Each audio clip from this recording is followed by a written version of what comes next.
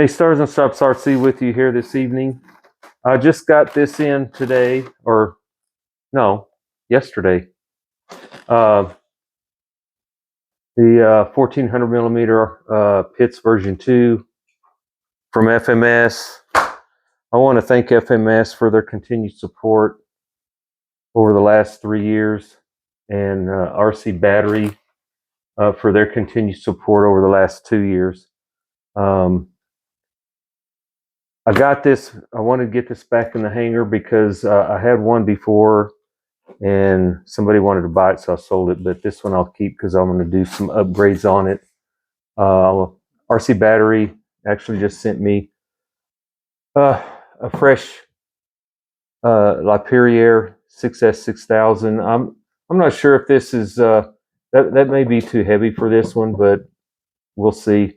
Normally, I think I flew mine on either a Lapierre Pro 4000 or a Lapierre 4000 or a Lapierre 6S 5000. So we'll see. I want to thank again RC Battery for taking care of me as far as my battery needs.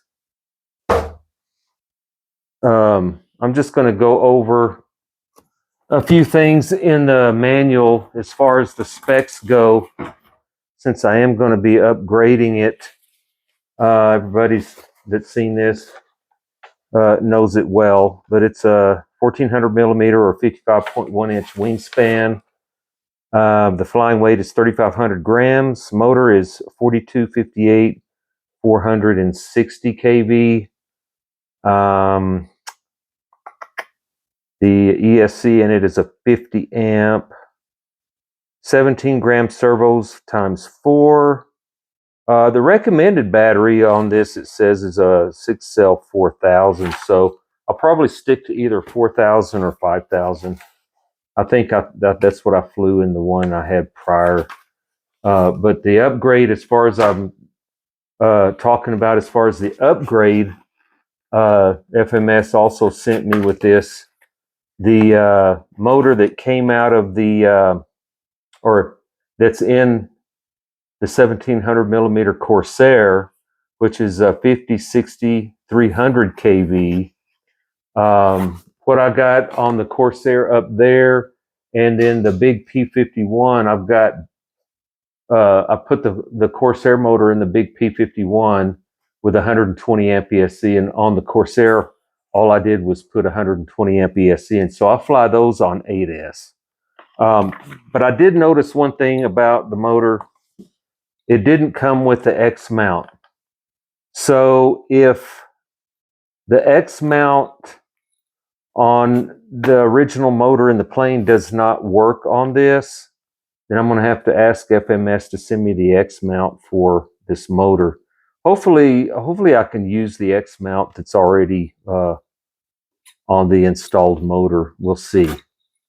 As well, she sent me 120 amp ESC, which I'll be putting in this as well. And so that way I can fly this on 8S.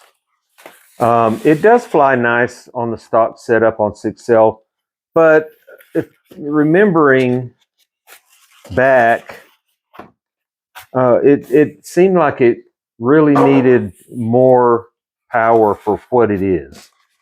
And so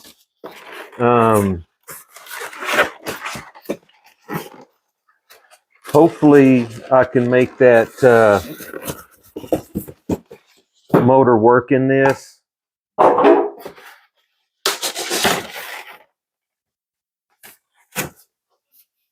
So here we got one of the bottom wing panels. These are nylon, or excuse me, foam hinges on this plane, which I really would have liked to have seen nylon hinges on this. So there could be a possibility that I'm going to have to rehinge the surfaces flying it on 8S. Hopefully not. I'll just have to wait and see. Now the 17 gram servos, as far as I'm seeing on this wing panel, are this analog servos. It does not have a metal gear servo in it, which I may have some of those, and I may switch those out to metal gear. Something else to note on the plastic piece that the control rod goes from here to the top of wing. Those pieces are just glued in, as well as, you know, I just would like to see a little bit better connection there, like with screws or something. Again, this is the other bottom wing panel.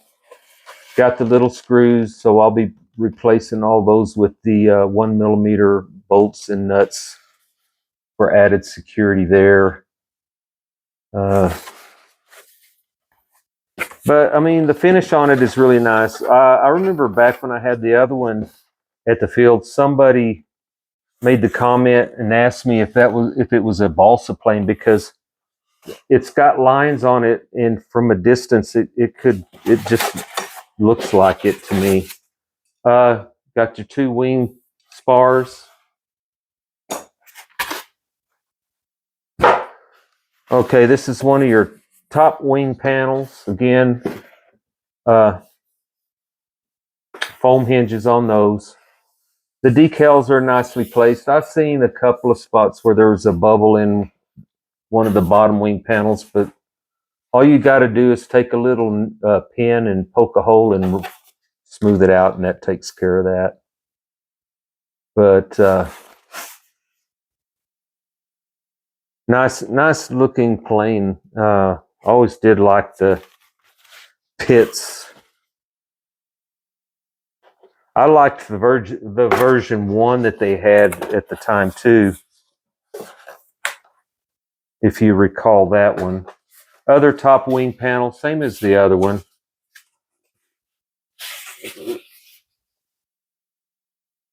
Finish on it is pretty nice. I'm seeing a couple little mold spots here and here. I assume that's what that is, but I'm not worried about that. Got your spinner. I've got a wooden prop also that I think I might put on here if it'll work out that way. We'll see.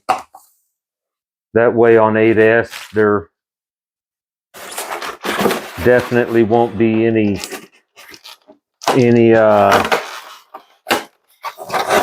flexing on the prop.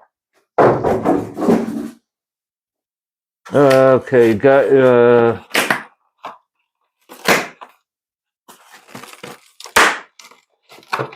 prop. I'm not sure what size this is. I'll have to look and see. 15.9 prop for that.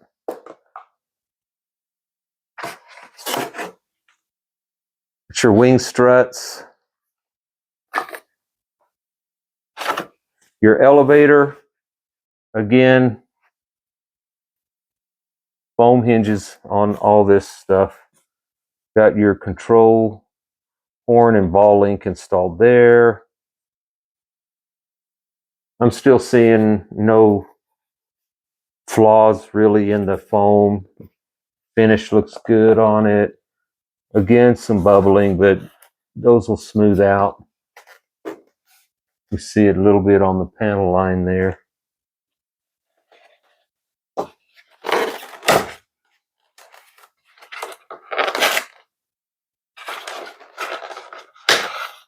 These are your control rods for the wings, for the wing aileron surfaces.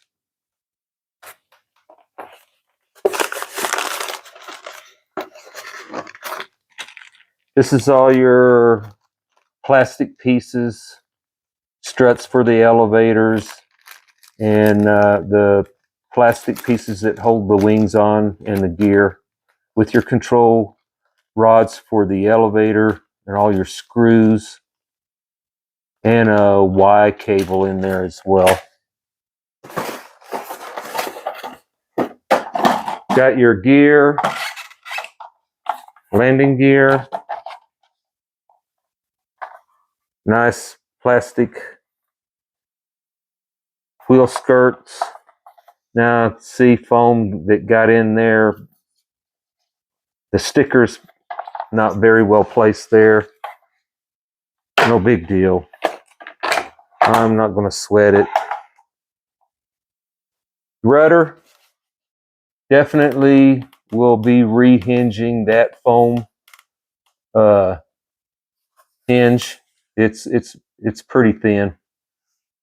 Got your plastic piece here with the ball link installed there. Okay, the big part of it, the fuselage.